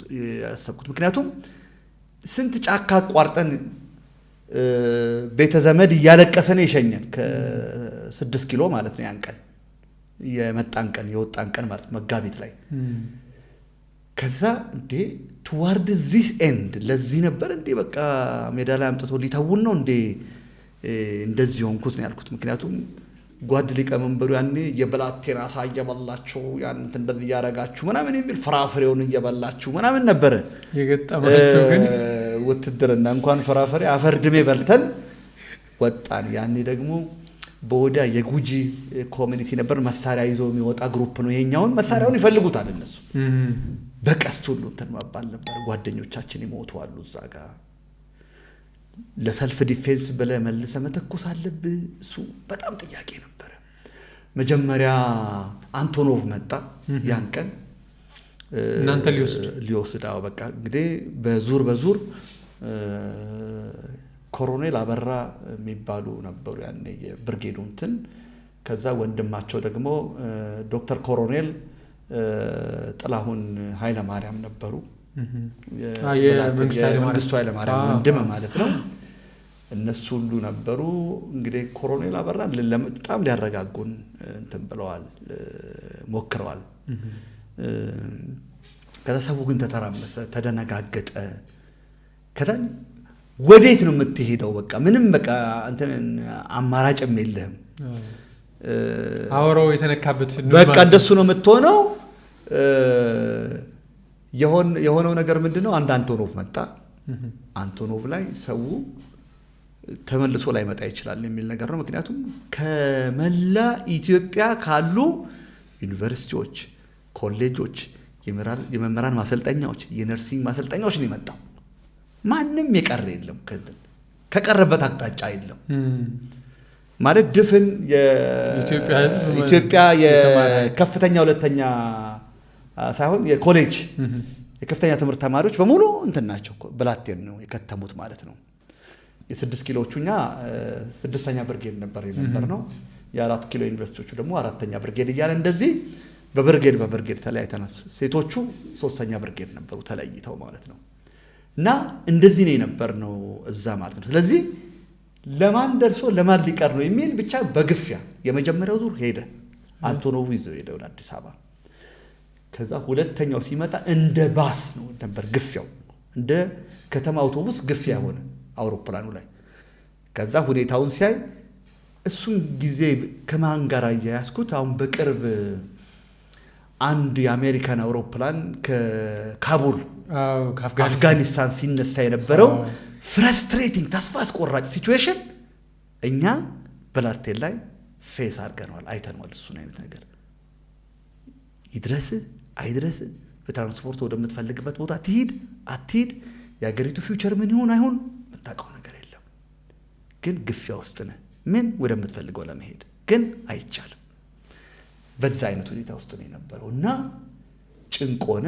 ከዛ እሱ ዞረና ተነስቶ ሄደ። ስለዚህ ሁለተኛውም ዙር መጥቶ የነበረው አንቶኖቭ እንትን አላለም። ከዛ በኋላ በግዳጅ የሚመጡ አውቶቡሶች ነበሩ። አውቶቡስ ላይ መውጣት ተጀመረ። እናንተን መውሰድ የመጡት ማለት ነው። አዎ እዛ ጋር ምንድነው በግዳጅ ነው የመጡት አንዳንዶቹ። ስለዚህ ልክ ይሄ እንደተሰማ እንግዲህ ሰውየው የፕሬዚደንቱ መውጣት ከመታወቁ በፊት ኦልሬዲ ጉዞ የጀመሩት እነሱ ማለት ነው። ከዛ መጡ። የተወሰኑት ከመንገድ ላይ ተመለሱ። እኔ ሁኔታውን ሳየው በጣም እንትኑ አስቸጋሪ ነው። የመጨረሻ ነገር ቢመጣ ራስን ለመከላከል በሚል መሳሪያ ይዘናል። ቦምቦቹን በቀበቷችን አታጥቀናል። በዝናር ጥርንፍን አስተካክለናል። በደንብ ጥርንፍ ብለን ነው እንትን ያደረግነው። ከዛን ልክ እንደ ወታደራዊ እንትኑ ለሰልፍ ፕሮቴክሽን ተብሎ ለማጥቃት ግን ራስን ለመከላከል ስትል ምክንያቱም በቀስ እንትን ይባል ነበር። እሱን እንትን እያደረግን እኔ አንድ መኪና እየተመለሰ አጋጠመኝ ማለት ነው። ከዛ ተንደርድሬ በእንትኑ ወጥቼ ከዛ በፖርቶ መጋሊያ እንትን አላሉትም ነበረ። ፖርቶ መጋሊያው ለእንዴት ለምን እንደሆነ አላውቅም ወርዷል። እኔ በሱ ላይ ይሄ ዕቃ ለመጫን እንትን መሰላሉ አይደል መሰላሉ እንዴት እንደወረደ አላውቅም። መሰላሉን ይዤ ወጣውና አቁሙ አልኩኝ። ለልጆቼ ልትረፍ አሉ። እኔም ለእናቴ ልትረፍ አቁሙ አልኩኝ። ጠመንጃ ይዣለሁ፣ ክላሽ ይዣለሁ። ቆመ፣ አቆሙልኝ። ሽማግሌ ናቸው። ገባው ኬንያ 3 ቀን ጉዞ በኋላ ገባን። መኪናው ወደ ኬንያ ነበር ሄደው ወደ ኬንያ። ምክንያቱም ኦሬዲ የተሰጠው አመራር አቅጣጫው ወደ ኬንያ እንዲገባ ነው እንትን የተባለው። በተወሰነ ደረጃ የተሰላ ስሌት ነገር አለና ካልኩሌሽን ይመስላል።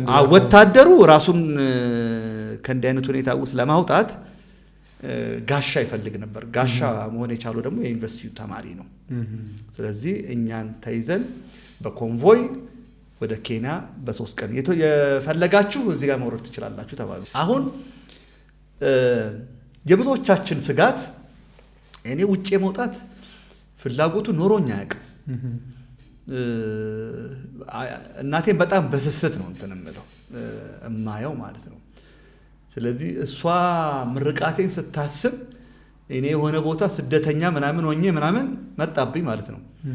ዞሮ ዞሮ ወደ ኬንያ የሚሄዱት ምክንያቱም ይሄኛው የመጣሁበት የእግር ጉዞ ራሱ አሰልችቶኝ ነበር እና ምን ሊያጋጥም እንደምትችል አልተጓዛችሁ በእግር እኔ ምንም ያለ ማጋነን ወደ 6 ሰዓት ሄጃለሁ።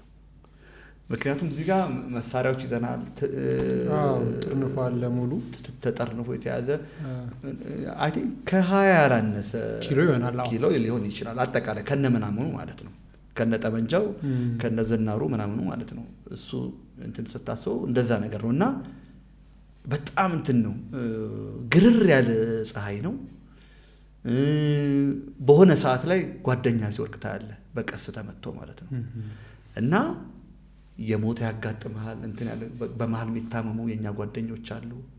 ብቻ ከዛ በኋላ በጣም ብዙ ሰቆቃዎችን አየን። ሩዶልፍ እዛ ራሱ ኬንያ ከሄድን በኋላ ኬንያ እንደገባችሁ መሳሪያችሁን አስረክባችሁ የመጀመሪያ ነገር እኔ አይደለም እንዴ ሻጥኩኝ እንጂ ምክንያቱም ዲላ ላይ ስንደርስ አይ ቲንክ ያኔ ሰው መሳሪያ ይፈልግ ነበር።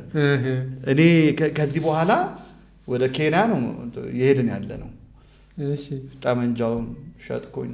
ከዛ እንደ ድንች ነበር እየተመደበ ራሱ ቦምብ የተሸጠው ማለት ነው እዛ። ከዛ ቱታል ቀረምኛ እንትን ያለ ከዛ ከውስጥ ያለችዋን የሆነች ይዣት ሄድኳት። አንዲት ልብስ ነበረች እሷን አደረግኩኝ። እሷ ስትቀረኝ ከዛን በሙሉ የሚሸጠውን ሸጬ እኔ እንትን ወጣሁኝ።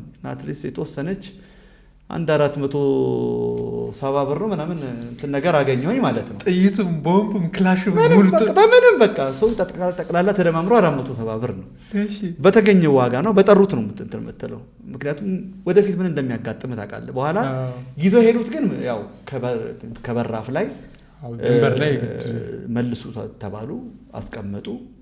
ከዛ ወደ ዋልዳ እንትን የተሄደው ዋልዳ የሚል ስደተኞች ካምፕ ነው። እማስታውሰው በሄድን በ3ኛ ነው በ4ኛው ቀን የዛን ወቅት የነበሩት የኬንያው ፕሬዝዳንት ዳንኤል አራፕ ሞይ ነበር የነበሩት። እሳቸው የመጡ ቀን በጣም የተለየ ደስታ ተሰማን እኛ። ምክንያቱም ከተናገሩት ውስጥ በጣም ማድረሰው ቴክ ኬንያ as your second home. Feel comfortable. This is your home as well. When the thing becomes in a good shape, will be back in a safe manner to your lovely country of the OAU sitting ምናምን ነገር ሁሉ አሉ ማለት ነው። እንግዲህ የአፍሪካ መናገሻ ወደ ሆነችው ወደ ሀገራችሁ ሁኔታዎቹ ሲቀየሩ ትመለሳላችሁ። ኬንያን እንደ ሁለተኛዋ ቤታችሁ አድርጋችሁ ቁጠሯት። ያጋጥማል እንዲህ አይነት ነገር። እንደዚህ አይነት ነገር ያጋጥማል ብለን አልገመትም ነበር። ሆኗል። ተረጋግታችሁ እንደ ቤታችሁ ቁጠሯት። ነገሮች ሲለወጡ ትመለሳላችሁ አሉ። ያን ቀን ወደ 12 በሬ መሰለኝ የመጀመሪያው ቀን ነው የታረደው ማለት ነው። በሶስተኛው ቀን ገደማ ነው በገባ ነው። ብዙ ግራ መጋባቶች፣ ጭንቀቶች፣ የወደፊት ምን ይሆናል የምንለው አይነት ግራ መጋባት ነበረ። እሳቸው በመጡ እንግዲህ ሜዳ ላይ ነበርኩ ምንተኛው። ከዛ እንትኖች መጡ። ምንድነው የዩኤንኤችሲአር የተባበሩት መንግስታት የስደተኞች ኮሚሽን ድንኳኖች ታደሉን። በእነኛ ድንኳኖች አንድ ድንኳን እንደውም የማይገርም አንድ ድንኳን ለመንፈሳዊ አገልግሎት ተብሎ ያ ድንኳን ዴዲኬት ተደርጎ በሚካኤል ስም ይከብር ነበር። ማስታወሰው እንግዲህ እዛ ውስጥ ከነበሩት ውስጥ አንዱ እንግዲህ ዲያቆን ዳንኤል ክብረት ነበር። እንግዲህ ባቻችን እዛ የተቀራረበ እንትን ነገር ነው። ከዚህ መድኃኔዓለም መስካየ ኅዙናን ተማሪዎች ሁሉ ሳለን ነፍሴር አባ ጎርጎሪዮስ ልክ የማህበረ ቅዱሳንን እንትን በተባለበት ጊዜ መድኃኔዓለም መስካየ ኅዙናን መደበኛ ትምህርት ሁሉ ነበርና ዲያቆን ዳንኤል ክብረት ያኔ እንትኖችን የመንፈሳዊ ቲያትሮችን ስነ ጽሁፎችን ያቀርብ ነበር እዛ በነበረን ጊዜ ማለት ነው ማስታወሰውና ግንቦት አንድ ልደታ ቀን ብላቴን እያለን ልደታን አንግሰናል። የግንቦት አንድን ማለት ነው ማስታወሰው። በኋላ የሥራ ባልደረባይ ከሆነ በኋላ ነጋሽ መሐመድ ያኔ ብላቴን የተማሪዎቹ ከገቡ በኋላ ሁኔታዎቹን ምን እንደሚመስል ለዘገባ ነጋሽ መሐመድ ነበር የመጣው። ከዛ ነጋሽ መሐመድ ጋር ባልደረባ ከሆነም በኋላ እንትን ቃለ ምልልስ ሲሰጥ አንድ ቦታ የቀለደበት አለ። ዘራፍ ብለው ገቡ ወደ ብላቴን። የማርያም ቀን ደግሞ አውጪኝ ማርያም ብለው እንትናሉ እንደሱ ይውላል። እና የግንቦት አንድን ማስታወሰው እንደሱ ነው በቃ የነበረውና በሆነ በተማሪው ውስጥ ሰላም ተፈጥሮ አገር ተረጋግቶ ትምህርት የመማር ፍላጎቱ በተለይ ቀናት እየጨመሩ ሲመጡ ካምፕ ውስጥ እሱ አይነት መሻት አተርት በልብ በጣም እየተነሳሳ ነበር የነበረው። ወደ ብላቴ መግባቱ ተማሪው እየቆጨው ነበረ ማለት ነው። አዎ አሁን እንደው ዝም ብለን እንደው እንደ ምሳሌ እኔን ብትወስደኝ በውጊያ መደበኛ ሰራዊቱ ሪቨርስ ያላረገውን ሁኔታ እኔ በብዕር የቆየሁት ሰውዬ እለውጠዋለሁ ብዬ እንትን አላልኩም። ግን እንደ ሀገር ያኔ ግራ መጋባቱ ይሆናል እንዴ ቦርጫ መረጃችን እንትን የነበሩ የተለያየ ዲያቤቲክ ግማሾቹ ስኳር ደም ግፊት የነበራቸው እኛ ምናውቃቸው አካባቢያችን ላይ ማለት ነው። እነሱ ሰዎች እኮ ደብረ ዘይት ገብተዋል። እነሱ የሞቱም አሉ እዛ በግርግር ወቅት ማለት ነው። ስለዚህ ማንም እንዳይቀር በቃ ሁሉም ዋጋ ይክፈልላት እና ያ ዋጋ ሪሊ ፌር ነው አይደለም ምናምን ነገር የሚለው እንተ ምክንያቱም እናንተ መማር ያምራችኋል ወይ ዩኒቨርሲቲ ድረስ ተበለስ እንዲህ አይነት ነገር ስትጠየቅ እንግዲህ ተማሪው ምናልባት በብዕሩ ሊሆን ይችላል የሚያገለግለው ሰራዊቱ በተመደበለት በተሰጠው ተልእኮ እንትን ሊል ይችላል እና ተስፋ መቁረጡ ያመጣቸው ነገሮች ናቸው እና ውሎ ሲያድር እኛ ጋር እንደሱ አይነት ነገሮች ንግግሮች ነበሩ። ኬንያ ላይ ግን ከሄዳችሁ በኋላ ፕሬዝዳንቱ ያችን ንግግር ተናግረው እንደ ሁለተኛ ቤታችሁ ቁጥር ሁሉ ከዛ በኋላ እንደዛ ሆነ።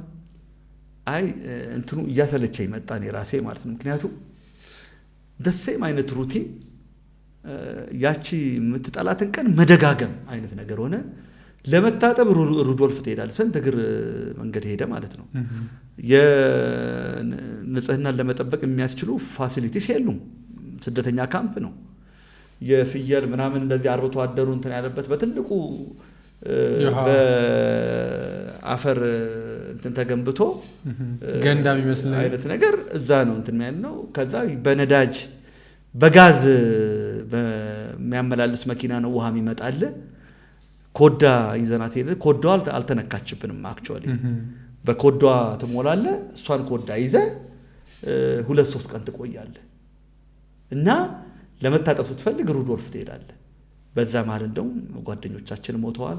ከዛም ስንመጣ ጭነት መኪና ለጭነት መኪና ሲተላለፍ ራሱ አንገታቸው ተቆርጦ ወደ 5 ልጆችን ጓደኞቻችንን ሚስ አድርገናል። እና ሄል ነምበር ኦፍ ቲንግስ ብዙ ዘግናኝ እንትኖችን አሳልፈናል በዛ ሁኔታ ውስጥ ማለት ነው። ውሃ ይወሰዳቸዋሉ። የድንገተኛ እንደ ደራሽ ሆኖ የሚመጣል አይደል? በሱ ሞተዋል። እና ከዛ ነው ወደ ራሴ የመጣው ስንት ቀን ነው ይሄንን መራር ቀን በተመሳሳይ ሁኔታ እየደገምኩ መቀጠለው የሚል ጥያቄ ማንሳት ጀመርኩ ማለት ነው። ስለዚህ ከዛ ደግሞ በሌለ ውሃ ማለት ነው የሚሰጥህ የበቆሎ ዱቄት ይሰፈርልሃል። ዳንኤል አራክሞ ያኔ የመጡ ጊዜ የመጀመሪያ ቀን 12 በሬ ታረደልን። ተቃመስናት ስጋ። ከዛ በኋላ በማግስቱ ነው ያቺን ዜርፎር የሆነች ስጋዋን የበቆሎ አይነት አፈርፍረን እንትን ያለው እሷን ነገር ቀመስን። ከዛ በኋላ የመጣው ነገር በጣም የሚያስመርና የሚያሰለች እንትን ነገር ነው። አንድ ድንኳን ውስጥ 12ም 16ም ሆነ ትተኛለህ። በቃ ቀና ስትል ሰማይ ነው ያለው። እንዲህ ከሰማይ ጋር እንደተያየህ ቀንም ትተያያለህ፣ ሌሊትም ትተያያለህ። በጨረቃና በፀሐይ ከመሆኑ ውጪ ማለት ነው። እሱ እየሰለቸ መጣና እኔ በቃ ልመለስ ብዬ በ4ኛ ወር ተኩል ወደ አገሬ ልመለስ። በቃ ይሄንን አይነት ነገር እኔ አይ ዶንት ዲዘርቭ እንደዚህ የሚል ነገር ወሰንኩኝ። አስታውሳለሁ ከጓደኛዬ ጋር በለጠ ደገፉ አይ ቲንክ አሁን አሜሪካን ያለው በቃ ንፋስ ሲያግለበልበን ተራራ ላይ ነው ያደርነው። ምክንያቱም ምን ከፍለው እንትን የለንም ወላ ሃንቲ ነገር የለንም ያኔ ሳንቲም። ከዛ ለባስ ብቻ መቁረጫ ምትሆን ብቻ ቆርጠን ነው የተመለስነው። እሱን አስታውሳለሁና በጣም እንትኑ መራር ነው የነበረው የዋልዳ። ከዛ ከዋልዳ በኋላ ሁሉ ቀጥለዋል እነሱ ወደ ሌላም ሁሉ ሄደዋልና በመሃል እንዴት እንደሆነ ማላቀው በጣም ብዙ ወጣቶች ጎርፎ ኬንያ ገቡ። የት? እኛ ዋልዳ ያለንበት።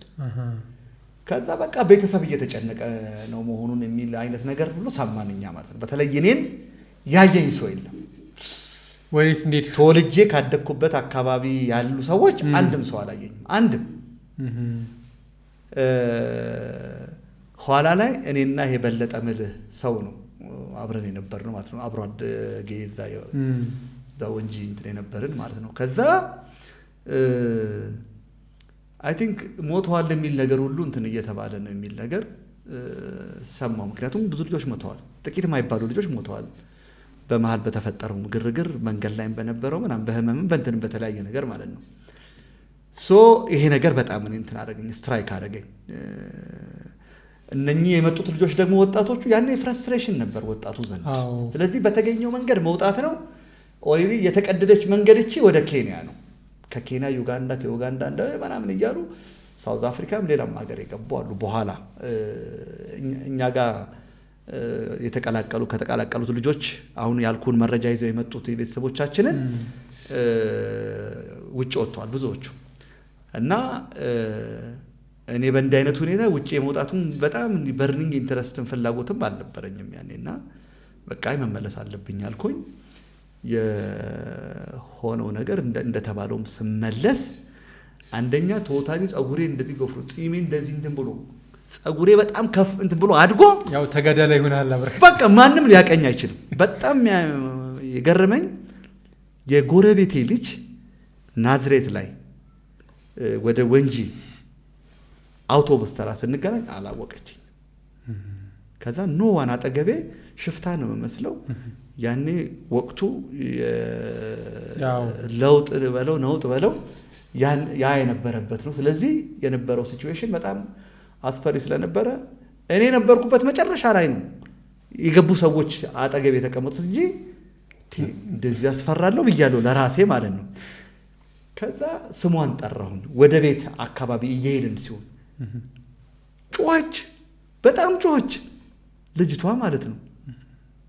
ከዛ በኋላ ምን እውነታለሁ ኧረ ሞታል ተብሎ ነበር እንትን የተባለው አለችኝ።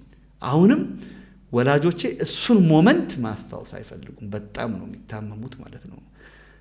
ምክንያቱም እናቴ ትሄዳለች፣ የለም ይሏታል፣ አላየንም ይሏታል፣ ትመጣለች፣ ታለቅሳለች። ሌላም ጋር ከብላቴ የመጡ እንትኖቹ ከብላቴ የመጡ ልጆች አሉ፣ እዛም ትሄዳለች። በየቦታ ሄዳ አንድም ቦታ ፍንጫ አላየችምና ምንድነው እያነቡ እስክስታ አይነት ነገር ነበር። እኔ የገባው ቀን የነበረው ስሜት እንደሱ አይነት ነው የነበረው። ደርሻለሁ ግን የደረሰ የተባለው ሄዷል ተብሎ ተሰናብቷል ተብሎ የነበረ ሰው ነውና it was a mixed feeling እና it was a very tough time እና አሁን የታናሽ እሺ የሱን አታንሳ ይላል በቃ። ምክንያቱም ቤት የነበረውን ስሜት ያውቀዋል እሱ። እናቴ የነበራትን እንክርት፣ አባቴ የነበረውን ጭንቀት። ከዛ በኋላ ቀጥላችሁ ወደ ዩኒቨርሲቲው በተሎ ነው የገባችሁት? አይ ከዛ በኋላ እኮ እንደገና ደግሞ መጨረሻ ላይ እኮ ራሱ ትምህርቱ ሲጀመር ራሱ ወደ ጥቅምት ዳር ምናምን መጥቷል። ከዛ 84 ማለት ነው 5-6 ምናምን አመት ብቻ ዝም ብሎ በክራሽ ፕሮግራም የዩኒቨርሲቲው ስኬጁሉን ማስተካከል አልቻለም ነበር። ምንድነው ወደ 4-5 አመት አልተስተካከለም። መግቢያ ሰዓቶቹ እንትን አሉ። ድሮ ሐምሌ ነሐሴ ታውቆ መስከረም ትምህርት የሚጀመርበት 5 አመት 6 አመት ገደማ ድረስ እንትን ብሏል። ክራሽ ፕሮግራሙ ቀጥሏል እና it was very tough time እና ግራጁዌት ያደረጉ የነበሩ ልጆች ከመሃላችን የሞቱ አጓጉሎ ነው የተመለሱ፣ ከሀገር በዛው ለቀው የወጡ እና ከብዙ ጊዜ በኋላ ክላስ ውስጥ ስትገናኝ ደግሞ እዚህ የቀሩት አሉ። ያም ነበር ደግሞ ፈሪው ጦር ደግሞ አለ። አገኝ እንትን አደረገኝ፣ እኔ ሙሉ አረገኝ። ምክንያቱም ለምንም ነገር አትጨነቅም። እኔ አሁን ምንድነው ለእግዚአብሔር ሰጥቼ ነው እንትን ብለው። ምክንያቱም በእኔ ህይወት ውስጥ የቱንም ያህል ብጨነቅ ፕላስ ማድረገው ነገር የለም። በተፈቀደልኝ ነገር ነው የምኖረው። እሱን እንትን ብያለሁ። መሀል ላይ እንደውም ሌላ ነገር አስቤ ነበር፣ ይህን የሚያስጠላ ዓለም ብዬ ዞር ለማለት ማለት ነው። እስከዛ ሁሉ ድረስ የሄደ አይነት እንትን ነገር ነበርና the whole world ያስጠላኝ ጊዜ ነበር። ዓለም ራሱ ያስጠላኝ ጊዜ ማለት ነው። እና እንደውም ያኔ በምናኔ የቀናውበት ጊዜ ማለት ነው። እንዴት የታደሉ ናቸው ምናኔን መርጠው ፈቅደው፣ እንደኔ ተገደው ሳይሆን ፈቅደው ይሄዱ በሚል ምናኔን ሁሉ ያሰብኩበት ጊዜ ነው የነበረው። ከዩኒቨርሲቲ ከወጣ በኋላ መምህር 1-6 ወር ሰርተሃል። ከዛ በኋላ ኢትዮጵያ ሬዲዮ ለመግባት ቅድስተ ማርያም ቤተክርስቲያን ጸሎት አድርገሃል።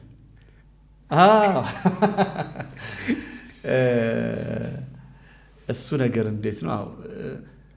ይሄ ምልህ አጋጣሚ ማለት ነው። ምልህ አጋጣሚ በፊትም እኔ በተለይ እናቴ በጣም ጠንካራ ጽኑ የእምነት ተከታይ ናት፣ የኦርቶዶክስ በቤተሰብ ማለት ነው። እና እሷን እየተከተልን ነው እንትን የምንለው። አሁን ይሄ የውርስና የምርጫ የሚባል አለ። ከዛ በኋላ ቅድም እንዳልኩ እንግዲህ አባ ጎርጎሪዎስ እኛ ድንቅ ሰው ከምስካየ ኅዙናን ጀምሮ ኋላም ከመጣው በኋላ እዚህ የቅድስተ ማርያም አያቶቼ ጋር ሆኜ ትምህርት በጣም ስትሪክትሊ መከታተል ጀመርኩ ማለት ነው። ቅድም ምናኔ ብዬ ያሰብኩልህ እንዳስቡልህ ያደረገኝ ነገር ማለት ነው። ምንድን ነው ማለት የሰው መፈጠር ምክንያት ምንድን ነው የሚል የበርትራንድ ዳርስቲድ አለ ናቲንግነስ። ያኔ ሞሮፍ ምን አይነት መጽሐፎች ላይ ፎከስ እንዳደረጎኛለው የፍልስፍናና የቲዮሎጂ አምልኮ እንትን ላይ ያተኮሩ መጽሐፎችን እንትን ብያለውና ሞሮፍ የእንትን ዴብዜን ጨመረው። እሱ የእውቀትም ያስተሳሰብም ዴብዜን ጨመረው። ከዛ ስለ ላይፍ ስለ ህይወት መመርመር እንትን እንድል አድርጎኛል እና እሱ ፓርት እንትን አደረገኝ። እሱም ፓርት በጣም እንዳጸና አደረገኝና ይሄ ምንድነው ከብላቴ በፊትና ከብላቴ በኋላ ያለው እሸቱ ኮምፕሊትሊ የተለያዩ ናቸው። መስኪን ወጣት ምንም ይሄ ክፉ ደግ ላይ በጣም እንዲህ ባስተውሎት እንትን ማይል የነበረው ታዳጊው ልጅ እና በአጭር 4 ወር ባልተሻገረች ወራት ጊዜ ውስጥ ግን ኮምፕሊት ተለውጦ የህይወት መልከታው ተለውጦ የወጣው እሸቱ መሃል ያለው ልዩነት በጣም ሰፊ ነው። የብዙ ዓመታት ያህል አይነት ጉዞ እስኪመስለኝ ድረስ ነው ተለውጬ የወጣው እዛ ጋር ማለት ነው። ስለዚህ ሞሮፍ ያኔ ከብላቴን ከመጣው በኋላ ረጅሙን የቀናቱን ቆይታዬን መስካየ ኅዙናን መድኃኔዓለምና ቅድስተ ማርያም ነበር ማሳልፈው። ስለዚህ ዕጣ ልናወጣ ሆነ ማለት ነው። ኢትዮጵያ ሬዲዮ በፊት ማስታወቂያ ሚኒስቴር የሚል ነበር የሚመድበው እንደዛ ነበር። ማስታወቂያ ሚኒስቴር ነበር እንትን የሚል የነበረው። ለቲቺንግ ልትሄድ ትችላለህ፣ ለትምህርት ልትሄድ ትችላለህ። ምክንያቱም ፎሬን ላንጉዌጅ ሊትሬቸር ነው እንትን ያልኩት። ከዛ ወደ ሌላ ኢንዱስትሪ እንደ ለፒአርም ልትሄድ ትችላለህ። ፋይናሊ ያን ዕጣ ከማውጣቴ በፊት ግን ቅድስተ ማርያም መጣሁ፣ ጸሎቴን አደረስኩ እና በቃ ትልቁ ነገር ምንድነው? ጌታ ሆይ በእኔ ውስጥ የምትፈልገውን ነገር ግለጥልኝ ነው ማለት ምን እንዳደርግ ነው እኔ ወደዚህ ሀፕን ያደረግኩት የሚል እንትን ነገር ነበር እና እንደሆነው ወደምትፈልገውን ነገር ሁኔታዎችን አመቻችልኝ ነበር ጸሎቴ። ዋና ኮሮ እንትን ማለት ነው። ከዛ ለካ ያኔ ተማሪ ሆኜ እንግሊዝኛ መምህሬ ጋሽ አባይነህ what do you like to be in the future ሲለን I would like to be a reporter ብዬ ነበር የመለስኩት ያኔና ግማሾቹ ሐኪም ግማሾቹ መሐንዲስ ይሉ ስለነበረ የኔ ሪፖርተር ማለት የተለየ ሆኖ ታየ ክፍል ውስጥ ማለት ነው። ጓደኞቼ ናቸው ዛሬ ድረስ ያወሩታል ማለት ነው። ምንድነው የቃሉን መሻት የሆነ የታደለ ብለው አድርገው ያስቡታል ነኝ ብዬ አስባለሁ። እግዚአብሔር ይመስገን። ከዛ ዕጣ ስናወጣ ጥቂት ነው የደረሰን እዚህ እንትን ሰዎች ማለት ነው። ስናወጣ ማስታወቂያ ሚኒስቴር፣ ከማስታወቂያ ሚኒስቴርም ኢትዮጵያ ሬዲዮ ደረሰኝ ማለት ነው። የተወሰኑት ሌሎቹ ዜና አገልግሎት የገቡ አሉ። አሁን ጓደኞቼ አንድ ጠበቃ ጓደኛ ያለን ወንዱ፣ ሌሎቹ እንደዚሁ በመንግስት መስሪያ ቤት ደግሞ ሚኒስትሪ ውስጥ እንደ ህዝብ ግንኙነት ሆነው እንትን የተመደቡ አሉና ያሰብኩት ተሳካ፣ ያለምኩት ደረሰ ቢል ቅድስት ማርያም ሞልታልኛለች ብዬ አምናለሁና ዕጣ ያወጣ ነው ማስታወሰው ጥር 5 ነበርና ጥር 5 በእኔ ህይወት ውስጥ የተለየች ቀን ናትና ከህልሜ የተገናኘሁበት ነው። እሸቱ ሲነሳ ካላመንክበት አሰራ እሸቱ ማመን አለበት ለሚሰራው ስራ፣ ካልሆነ አይሰራም፣ እሺ ላይልህ ይችላል። እንዲያውም አንድ ሞመንት አንብቤ ያለው 1988 ጠቅላይ ሚኒስትር ጽህፈት ቤት ድረስ የደረሰ የሙስሊሙ ማህበረሰብ ጉዳይ ነበር። አይዘገብም ሲባል አንተ ላይቭ ገብተህ ሁሉ ዘግባልና እንዴት ነበር እሱ ነገር?